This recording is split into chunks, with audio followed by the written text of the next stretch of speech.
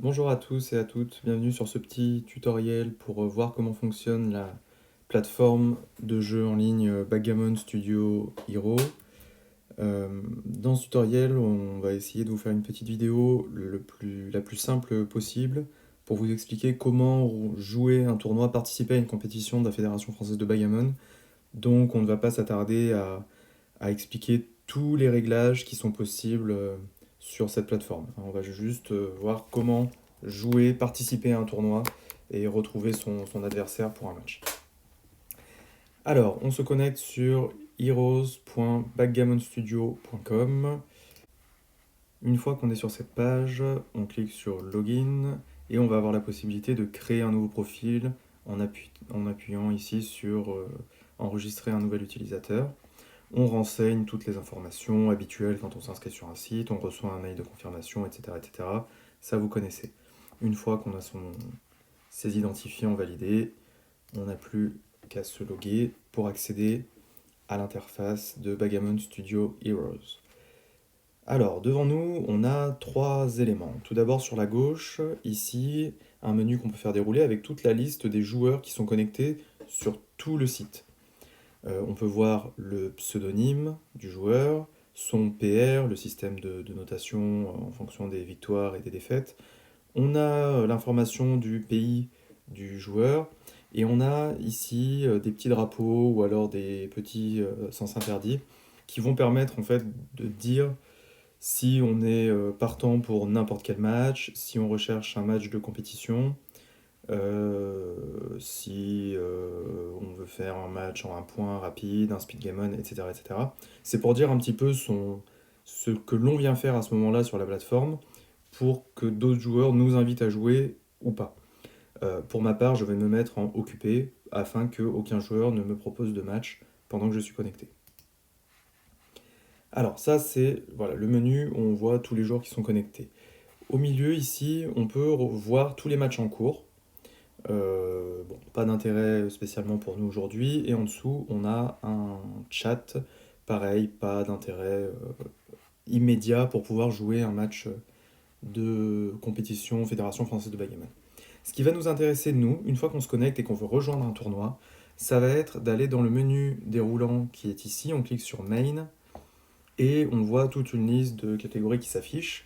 Lorsqu'on va vouloir rejoindre un tournoi de la Fédération française, il va se trouver ici dans External Tournament, en anglais, sur lequel on va cliquer et on va chercher, donc il y en a un paquet, c'est toutes les personnes, les organisations, les associations, les fédérations qui peuvent organiser des événements sur Backgammon Studio Hero.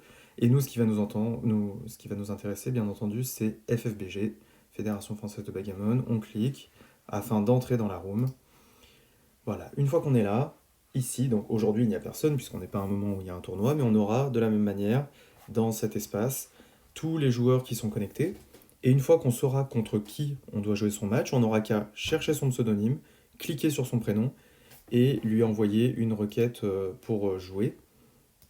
Sachant que l'avantage de Backgammon Studio, c'est que quand on appartient à un tournoi, quand on est participant à un tournoi, on n'a pas besoin de gérer la longueur du match, la pendule ou tout autre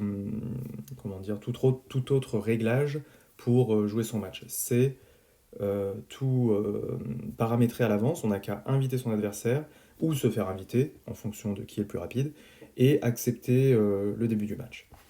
Au niveau de. Voilà, et pareil pour les résultats, une fois que le match est terminé, les résultats sont envoyés directement, je crois, aux organisateurs. Pour ce qui est de l'interface, alors dans Menu en haut, on va pouvoir configurer son board. On ira donc dans Réglages ici, on clique sur le petit rouage, et Board Settings. On clique dessus. Voilà, là on voit mon board, comme moi je l'ai organisé avec des couleurs qui me correspondent, avec lesquelles je peux voir le jeu correctement. Alors vous allez pouvoir gérer ici la taille du board, la direction du beer-off, les couleurs un petit peu et les textures du board, les couleurs des pions. Voilà, donc moi j'avais mis en bleu et blanc, mais vous avez d'autres possibilités, vous pouvez choisir pour que les couleurs vous conviennent. Pareil pour le cube. Et pour jouer, bah écoutez, ça va se passer comme sur toutes les plateformes. Les dés, enfin, on aura la possibilité d'appuyer sur un bouton pour lancer les dés, sur un autre bouton pour doubler, et on pourra inverser les dés, donc de manière native, c'est le dé le plus grand qui est joué, puis le plus petit. On peut bien sûr inverser si on souhaite d'abord jouer son plus petit dé en cliquant sur les dés. On peut revenir en arrière, etc., etc. Ça, c'est comme sur les autres plateformes. On a ici le score, on a aussi une pendule qui s'affiche lorsqu'on est en compétition. C'est l'avantage de Backgammon Studio Heroes qui a une pendule intégrée. Le vidéo qui est toujours visible par les deux joueurs. Le compte, le pip count qui est affiché ici. Voilà. On a la possibilité aussi, lorsqu'on est en jeu, de chatter dans cette zone avec notre adversaire. Hein, donc on peut cliquer ici pour lui envoyer des messages. Et après, on aura plein d'autres réglages qui nous permettront, par exemple, dans Move, de voir les coups. Alors là, on ne joue pas de partie, donc les coups ne s'affichent pas, mais de voir les coups qui ont été joués. Quand on n'est pas en match de compétition, on pourra voir son PR au fur et à mesure de la partie, etc., etc. Mais pour cette vidéo, le but, c'est juste de pouvoir jouer un match, donc on va en rester là pour le moment. Voilà, j'espère que ce petit tutoriel vous aura permis de comprendre un petit peu mieux le fonctionnement de ce site internet. Et voilà, à très bientôt.